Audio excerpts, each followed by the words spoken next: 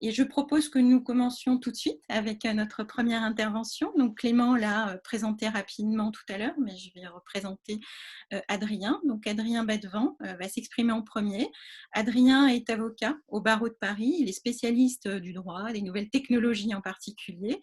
Il défend, il conseille de nombreuses startups, des grands groupes, mais aussi des individus sur tous les enjeux qui sont liés aux nouvelles technologies, mais aussi aux libertés fondamentales et à la transformation numérique. Donc, tous les aspects connexes liés à ces nouvelles technologies.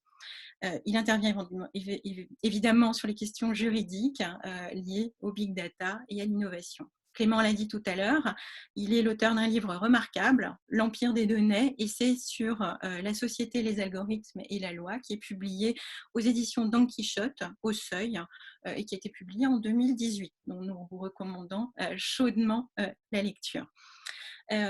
Il est aussi enseignant, donc on va pouvoir profiter de ses capacités pédagogiques aujourd'hui, puisqu'il enseigne à l'ESSEC Centrale Supélec dans le master Data Science, où il enseigne donc l'éthique des données. Adrien aujourd'hui va analyser pour nous, comme dans ses cours, l'impact des technologies sur la société. Il le fait aussi sur son site coudata.fr. Je vous invite à aller visiter. Et le thème qu'il va aborder aujourd'hui, le titre de sa présentation est le suivant: typologie des data valorisables, droit à utilisation et liberté contractuelle. Adrien, je te laisse la parole. Merci beaucoup. Merci Véronique et merci Clément pour cette introduction. Je suis ravi d'être avec vous tous aujourd'hui. On va essayer d'animer ça sans voir la réaction sur le visage de chacun, mais je vais essayer de rendre ça dynamique pour que tout le monde soit avec cette impatience et cette envie de rester pendant une demi-heure au moins. Alors, je vais partager mon écran avec la présentation. Et vous me direz si ça marche bien. Juste une confirmation, si Clément et Véronique, c'est bon? OK. Donc aujourd'hui, pour parler de la valorisation des données, je suppose que la raison pour laquelle il y a autant de participants, c'est parce que vous vous êtes dit, si ça marche, que les données sont le nouveau pétrole de l'économie. Et donc, puisque c'est le nouveau pétrole, ça va valoir un max. Et que du coup, il faut absolument qu'on comprenne cette révolution. Il faut qu'on réussisse à comprendre comment être les nouveaux rois du pétrole. Vous voulez être les nouveaux rois du pétrole, et donc on va parler de valorisation. Sachez que depuis hier, le pétrole a un prix négatif et que du coup, ce n'est peut-être pas un bon moment pour vouloir parler de pétrole. Le pétrole se vend à moins 37 centimes parce que ça coûte trop cher de stocker le pétrole. Et donc, je vous invite à une question un peu long terme sur est-ce que ça va valoir trop cher bientôt de stocker nos données? Est-ce qu'on va payer pour se débarrasser de nos données? Et sachez que cette réflexion, en fait, elle n'est pas nouvelle de mon côté. Moi, au contraire, j'ai toujours compris les données comme quelque chose qui ne devait jamais être comparé avec du pétrole. Je vous le dis parce que les analogies, c'est très important. Si on utilise des métaphores, il faut qu'elles soient justes. Le pétrole, c'est un bien qui est fongible. Vous pouvez changer un baril contre un autre. Le baril du pétrole, c'est le même type de ressources, ça va faire le même carburant. Une donnée n'est pas forcément la même. Vous savez très bien que lorsqu'on va parler de valorisation des données, on va devoir déjà réfléchir aux typologies de données dont il s'agit. Est-ce que c'est des données qui sont structurées, non structurées? Est-ce que c'est des données qui sont enrichies? Est-ce qu'on est sur des données brutes ou des données analysées? Donc, est-ce qu'il y a des métaphores qui peuvent être un peu pareilles que dans le vocabulaire et dans la sémantique du pétrole? On va parler de raffiner, de transformer de la data, mais ce n'est pas un bien fongible. Une donnée n'est pas pareille qu'une autre. Ça, c'est le premier aspect. Le deuxième aspect, c'est qu'il n'y a pas un rendement décroissant. Enfin, ce que je veux dire, c'est que le coût marginal de production de la donnée, il est zéro, à part peut-être pour le stocker. Donc, il faut tout de suite arrêter de dire que les données sont le pétrole. Et la seule raison pour laquelle on devrait encore avoir cette métaphore à l'esprit, c'est parce qu'aujourd'hui, il y a une pollution de la data. On parle de data pollution parce qu'il y a une infobésité, on est complètement dépassé par le nombre de données autour de nous au quotidien. Donc ça peut être pour moi la seule raison de parler de pétrole. La seule autre raison, c'est parce que vous savez très bien que dans les années 1870, les premières lois sur la concurrence sont venues pour encadrer la formation des oligopoles. C'était autour de Standard Oil Company. On parlait donc en 1870 de toute la régulation américaine qui est venue démanteler en fait ces monopoles. Donc La comparaison avec le pétrole, si vous devez l'avoir en tête, c'est uniquement sur les externalités négatives, comme diraient les économistes, c'est-à-dire sur la pollution ou sur la concurrence. Ceci étant dit, essayons de parler de valorisation. Alors, ça va être très compliqué parce qu'on va parler de valorisation de quelque chose qui n'a pas de prix ou qui, de temps en temps, a un prix, mais n'a pas un droit de propriété qui est rattaché. Donc, je vais essayer d'illustrer un peu tout ça et puis laisser un peu de temps aussi après pour les échanges. J'ai mis certains éléments en anglais, je vais les franciser tout de suite. Déjà, on parle de valorisation des données. De quelles données parle-t-on? Aujourd'hui, quand vous parlez avec des juristes, données, ils vont tout de suite penser données personnelles. Alors qu'il y a beaucoup de données qui ne sont pas des données personnelles. Je vous donne juste une petite introduction là-dessus. C'est qu'à chaque fois que vous parlez de droits et de données, on va vous parler du RGPD, le Règlement général sur la protection des données. On va vous parler de la loi informatique et liberté parce qu'en fait, elle existe en France depuis 1978, donc ça fait déjà plus de 40 ans. Donc, c'est pour ça qu'on a un prisme, lorsqu'on parle de données, de parler de données personnelles. Mais le but de la présentation aujourd'hui aussi, c'est d'élargir, je pense, un peu plus ce débat et de comprendre qu'il y a beaucoup de données qui sont des données, je ne sais pas, l'horaire d'un bus qui passe à Lyon actuellement. Enfin, il n'y a pas beaucoup de bus qui sont en circulation, mais disons l'horaire d'un bus, la vibration d'un moteur, tout ça, ça peut être aussi des données, c'est-à-dire la mesure d'une information qui est représentée sous forme binaire numérique et qui n'est pas forcément rattachée à un individu. Voilà. Donc, il faut avoir en tête que les données personnelles, ça ne constitue pas la majeure partie des données.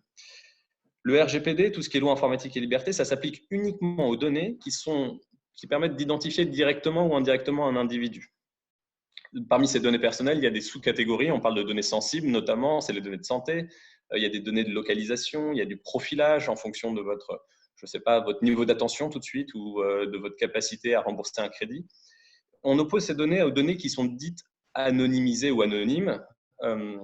Les données anonymisées, c'est des données qui ont pu être personnelles, mais qui ont été rendues de manière irréversible. C'est impossible de manière irréversible de réidentifier une personne. Et technologiquement, c'est très difficile d'aboutir à l'anonymisation. Donc, du coup, il y a quand même aujourd'hui dans la loi un petit problème, parce que la summa divisio qui distingue données personnelles et données non personnelles n'est pas si facile à établir. Et par ailleurs, en dehors de ces données anonymisées qui étaient personnelles et qui sont devenues anonymes, il y a toutes ces données dont je vous parle, qui sont des mesures, par exemple, d'IoT, de capteurs, etc., qui sont des données non personnelles et qui commencent timidement à être abordées par la réglementation depuis 2 ans.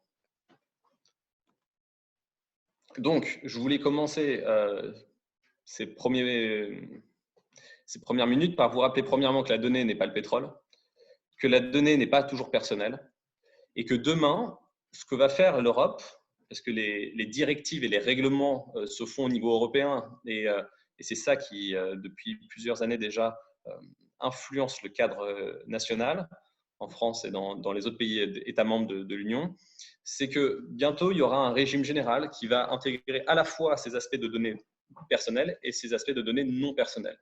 Et vous comprenez bien que certaines données vont être hybrides, c'est-à-dire qu'elles vont être à la fois personnelles et à la fois non personnelles.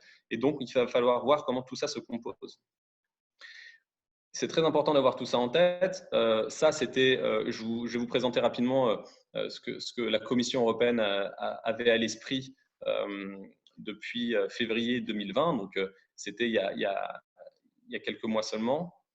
Et il y a tout un calendrier pour définir un régime général un droit des données, quoi, qui va vraiment, comme il y a le droit de la concurrence, le droit social, il y aura le droit des données, et qui part du principe que pendant très longtemps, en fait, c'est un nombre limité d'acteurs qui bénéficiaient de ces ressources, que l'Europe a perdu en fait la bataille du B2C, donc sur tout ce qui est les données par rapport aux consommateurs, et que désormais, avec les industriels, et c'est peut-être ça aussi le sens de la présentation aujourd'hui, c'est de voir comment, dans un rapport B2B, on peut se positionner avec des acteurs que vous connaissez tous, qui sont des acteurs très importants et qui existent depuis pas seulement des dizaines d'années comme les GAFA, les géants du numérique, mais plutôt depuis des centaines d'années. On peut parler de tous les géants français, industriels ou européens, quelle que soit l'industrie électronique, enfin, voilà, Alstom, Air Liquide,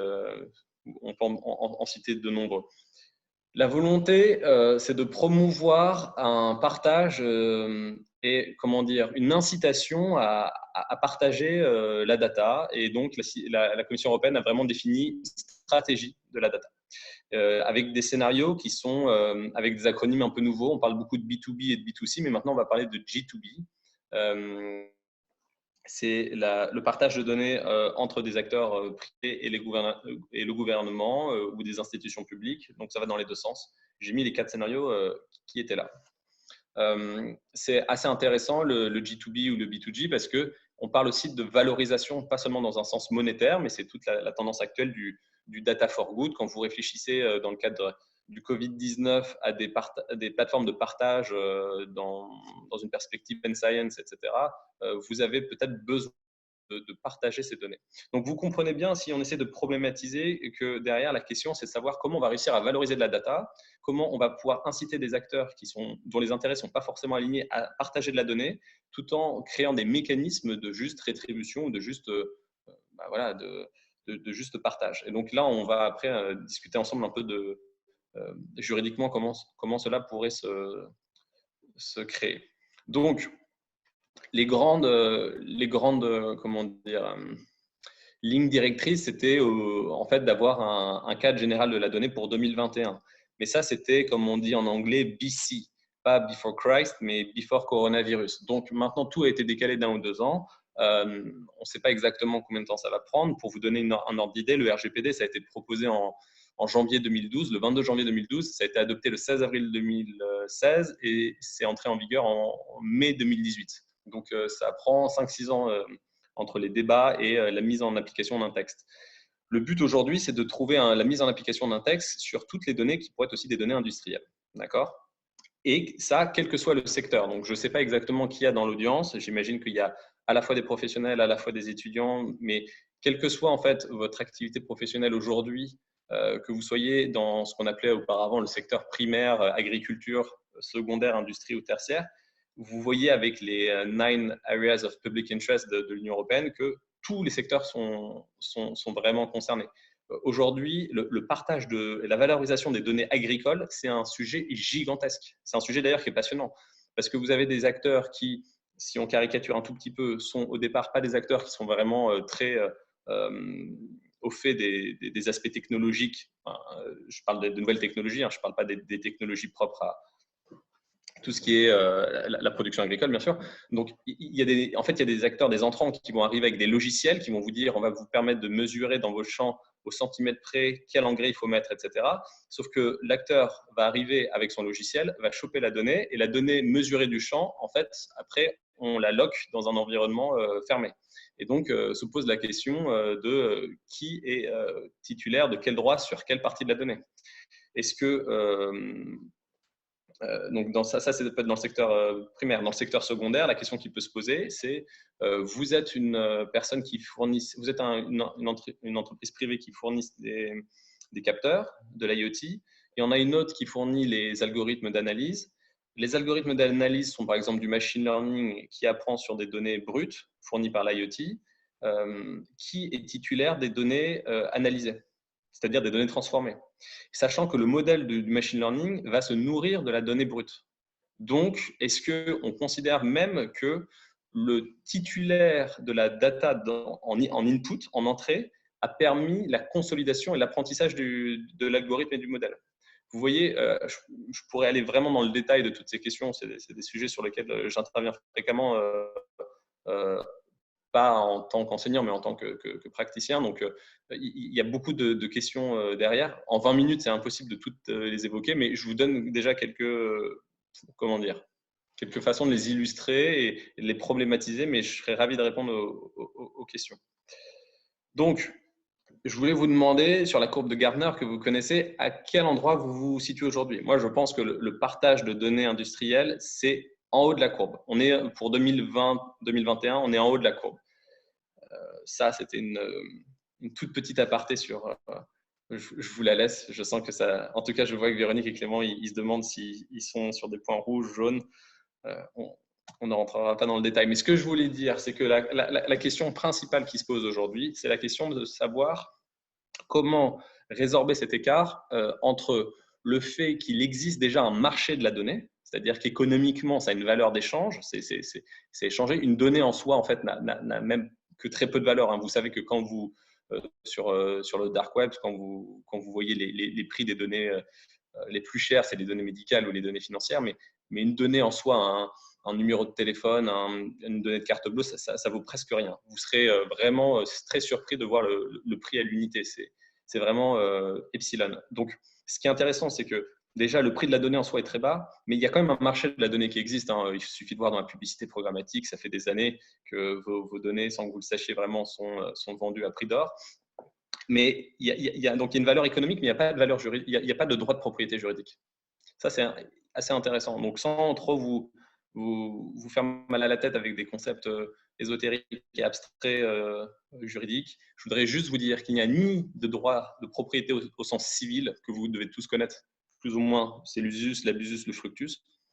Typiquement, moi, je n'ai pas un droit de propriété sur mon nom Adrien, parce que si j'avais un droit de propriété sur mon nom Adrien, c'est-à-dire que j'aurais un droit absolu d'en faire ce que je veux et je pourrais empêcher n'importe qui autour de cette table qui voudrait appeler son fils Adrien de l'appeler par ce prénom, à moins qu'il soit en usurpation d'identité ou à moins qu'il me paye une licence d'utilisation. On arriverait sur des apories, sur des situations assez particulières. Et la donnée, d'ailleurs, a tout son usage parce qu'elle circule. Si vous discutez sur Facebook avec quelqu'un ou là, vous faites un chat sur WhatsApp, qui est titulaire de la conversation? Est-ce que moi, je suis titulaire des questions et vous des réponses, mais sachant que c'est une conversation, parfois, vous voyez, c'est des allers-retours. On ne peut pas dire, moi, je suis titulaire de tout ce que j'ai dit et vous de ce que vous avez répondu. Parce que parfois, mes réponses dépendent de vos questions. Enfin, voilà. C'est assez intéressant de voir que, donc, premièrement, il n'y a pas un droit de propriété. Et deuxièmement, ce serait même très, très difficile de déterminer qui est propriétaire de quelles données si on faisait des applications. Donc, je voulais aussi faire cette petite parenthèse sur le fait qu'aujourd'hui, vous allez lire beaucoup de papiers parce que ça fait du buzz et que dans les journaux, c'est sympa de dire qu'il faudrait un droit de propriété pour les données. Mais c'est une très mauvaise idée, le droit de propriété pour les données. Et d'ailleurs, ça résoudrait très peu de problèmes. Je vous en ai cité quelques-uns, mais je vais vous donner un autre exemple. Si demain, vous voulez vendre vos données, déjà, regardez le prix, c'est très bas. Et en plus, si vous commencez à vouloir vendre vos données, qui va les acheter? C'est des plateformes. Donc, il y aura un contrat d'adhésion, c'est-à-dire que vous n'allez pas pouvoir négocier les conditions de la vente. Si Amazon vous dit OK, je veux vous acheter vos données de santé, OK, moi je dis elles valent 100 euros. Clément, il est un peu plus réaliste et il sait que ça vaut un paquet, donc il va dire ça vaut 50 000. Et Véronique, elle va dire ça vaut 15 000. Bah, Véronique et Clément, Amazon, ils ne vont pas acheter leurs données, hein. Ils vont dire déjà 100, c'était beaucoup. Donc Adrien, nous, en fait, les données, c'est 5 euros et c'est ça ou c'est rien.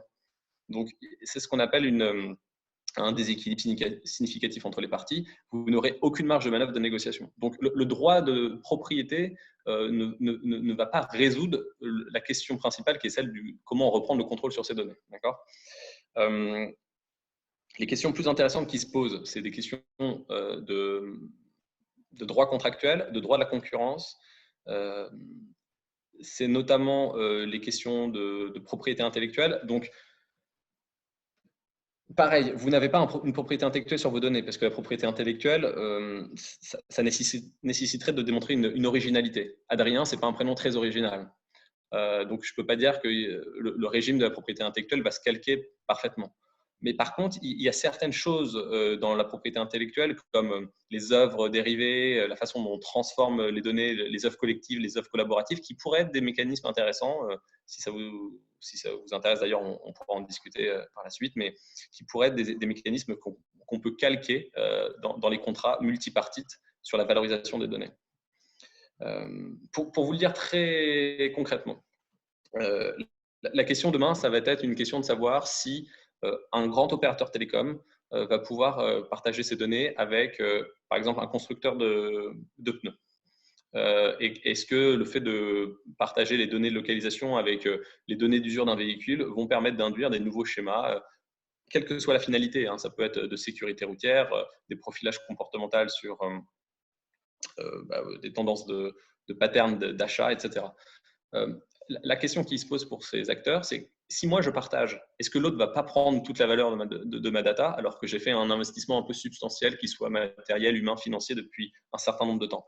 Et donc, pour faire en fait, ces compromis, vous avez des solutions qui sont à la fois des mécanismes juridiques qui vont contractuellement permettre de définir tout ça. Donc, vous pouvez séquencer, par exemple, la chronologie de la data en disant la donnée d'entrée appartient à telle personne, la donnée transformée à telle autre. Vous pouvez, je ne sais pas, par exemple, penser à des licences d'utilisation croisées, des licences. Vous pouvez mettre de l'exclusivité. Là, il y a plein de choses à faire. Et ça nécessite un peu de créativité. Donc, si ça vous intéresse, pareil, on peut en discuter par la suite. Il y a des aspects aussi qui sont très technologiques. Hein. Vous pouvez avoir recours à des technologies dont peu de personnes discutent en dehors des cercles vraiment pointus de personnes qui développent ces produits. Et pourtant, ça me paraît fondamental. Vous avez les technologies de confidentialité différentielle. Vous avez les technologies de chiffrement homomorphe. Grosso modo, pour ceux qui ne connaissent pas, ça permet de faire du calcul sur de la donnée chiffrée et de produire des résultats qui restent chiffrés. Donc, on pourrait typiquement avoir deux entreprises, même concurrentes, qui partagent des données. Chaque donnée qu'elles partagent, l'autre entreprise n'y a pas accès parce qu'elle reste dans une forme qui est opaque. Le résultat reste aussi opaque et la seule personne ayant la clé de déchiffrement est admise à le déchiffrer. Donc, vous pouvez avoir une forme de partage de données qui se fait à échelle sur des technologies qui sont en train vraiment de prendre de plus en plus d'importance et ça, c'est très intéressant. Donc, c'est un peu la slide qui est là sur les Security Preserving Machine Learning ou si vous êtes dans un rapport B2C, Privacy Preserving Machine Learning. Le machine learning, ça peut être de l'algorithmie, autre aussi. J'essaie de respecter le temps qui m'est imparti. Pour faire une ouverture sur donc, ce qui me paraît être véritablement les questions qui se posent demain, c'est-à-dire la pollution, trop de données, tu l'as donné, small data parfois est mieux que big data, il y a toutes ces questions-là. Valoriser, du coup, on peut valoriser des choses qui sont peut-être à échelle moins exponentielle, mais qui parfois ont plus de valeur, parce qu'il faut savoir de quelles données on parle. Parfois, vous avez besoin de données plus précises. Réfléchissez aujourd'hui tous les débats qu'il va y avoir autour du fait de savoir si le proximity tracing va permettre de lutter contre le Covid-19. Est-ce que la donnée géolocalisation est plus précise que la donnée Bluetooth? Vous avez quand même beaucoup de questions sous-jacentes. Vous avez des questions donc, de concurrence. Je reviens sur Standard et Oil parce que c'est les premières lois en 1870 et vous allez voir dans les prochaines années, le droit de la concurrence sur la data, ça va être un grand sujet. Vous allez avoir des questions, il y a une petite typo d'interopérabilité, de qualité de la donnée, la possibilité de porter la donnée d'un service à un autre, la possibilité de ne pas recréer des situations de concurrence prédominantes, donc des oligopoles, etc. Et puis, je ne suis pas arrivé dedans, mais plus on arrive sur des modèles de partage, il va falloir voir comment on réfléchit à la centralisation versus la décentralisation. Plus vous centralisez la data dans un serveur, plus vous avez des risques de cybersécurité. Et donc, vous avez aussi toutes les questions de savoir si la data reste sur les extrémités. Donc, dans tout ce qui est edge computing, vous pouvez aussi avoir du machine learning qui compute directement de la data sur les ordinateurs de chacun, etc. Donc, le value sharing, ce qui est le centre de la question et qui sera évoqué, je pense, plus en détail par Véronique juste après. C'est pour ça que je ne l'ai pas trop abordé moi-même, mais je suis ravi de discuter avec vous des modalités, qu'elles soient juridiques, technologiques et de toute manière stratégiques pour permettre cette répartition de la valeur.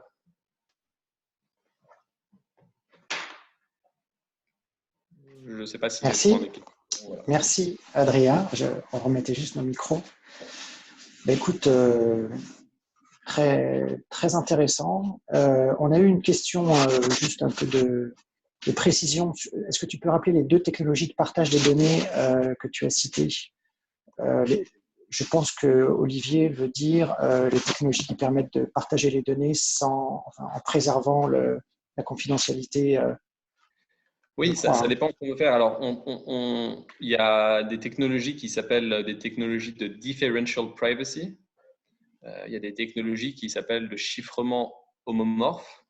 Ça dépend de ce que vous souhaitez faire avec la donnée. Si c'est réussir à conserver des résultats qui soient accessibles en forme claire seulement à certaines personnes, si ça permet de faire aussi du multi-party computing, c'est-à-dire de créer des plateformes de partage de données industrielles qui permettent à plusieurs acteurs, y compris s'ils sont concurrents, de partager de la data, mais de de manière à ce que chacun puisse peut-être préserver certaines informations qui jugeraient être confidentielles ou relatives à du secret d'affaires, etc. On a une question de Antoine Dupont qui demande: existe-t-il aujourd'hui des exemples concrets non, JP, je suis désolé, je ne connais pas cet acronyme. Jurisprudence ou contractuelle, dans lesquels le fournisseur de données revendique une part de propriété sur les algos générés suite à un apprentissage, ou sur les data peut-être générés suite à un apprentissage utilisant ces données. On est en train de la créer. La jurisprudence est en train… D'accord. Il y a des gens qui travaillent dessus. Il y a des gens qui travaillent dessus. C'est pas encore statué véritablement là-dessus, mais il y a des cas en cours. D'accord, il faut stay tuned. Combien de temps, d'ici combien de temps on aura une réponse, Adrien, à ton avis?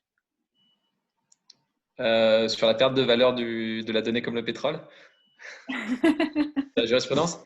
Oui, sur la jurisprudence. Je pense que toutes les questions qu'on aborde là, mais c'est très difficile de les aborder sans voir le visage d'autrui en face. Moi, je vois le vôtre, Véronique et Clément, mais je ne sais pas à quel point ça fait sens ou à quel point ça incite tout le monde dans la réflexion. Mais pour moi, c'est la plus grosse question de la décennie 2020, quoi. Donc, tout comme on a eu des questions qui se sont au fur et à mesure éclairées dans la décennie 2000 sur la responsabilité des intermédiaires techniques et sur tout le rapport B2C, en fait.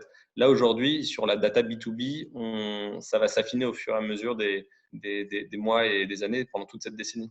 Donc, sur les aspects purement machine learning, je pense que dans un premier temps, ça va être des négociations contractuelles.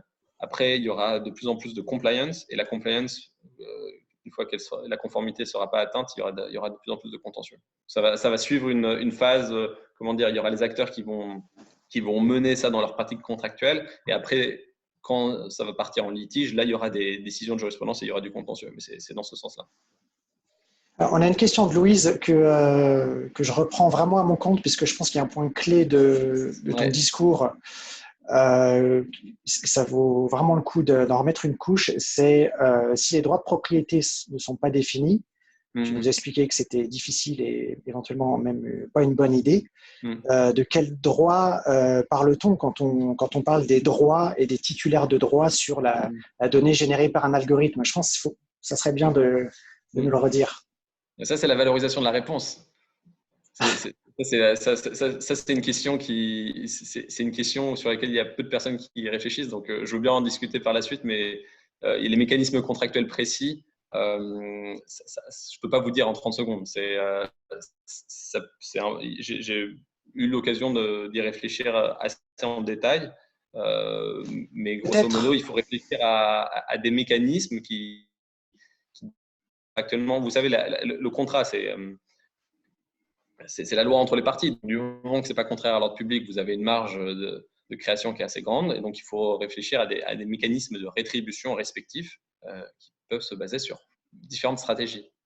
Et c'est là qu'il y a un lien avec la Licensing Executives Society. C'est qu'il y a des professionnels dont c'est le métier depuis des décennies que de valoriser par des contrats bien faits différents types de propriétés intellectuelles qui ne sont pas si éloignées de la donnée, comme les brevets ou les logiciels. Et alors évidemment, leur travail ne se transpose pas directement au cas de la donnée, mais il y a quand même tout un antécédent, des acquis qui ont largement préparé le terrain et qui… Enfin, je veux dire, les spécialistes du droit de la propriété intellectuelle ne sont pas du tout perdus quand on leur dit que hors du droit de propriété, il y a un salut hors du droit de propriété. On peut définir des droits associés à la donnée, même si le droit de propriété, lui, n'est pas défini. Oui, tout à fait. Okay. Alors, il y a une autre question qui est arrivée. Franck. Alors, on a une remarque. Et ensuite, Franck Vialès, si la propriété intellectuelle peut être plus en phase que le droit de propriété, est-ce qu'on peut imaginer une sorte de droit d'auteur dans une proposition de loi européenne? En fait, le droit d'auteur n'est pas applicable, mais comme vous le dites, les mécanismes du droit d'auteur peuvent permettre de donner des idées sur la façon dont on doit créer les mécanismes de répartition de la valeur.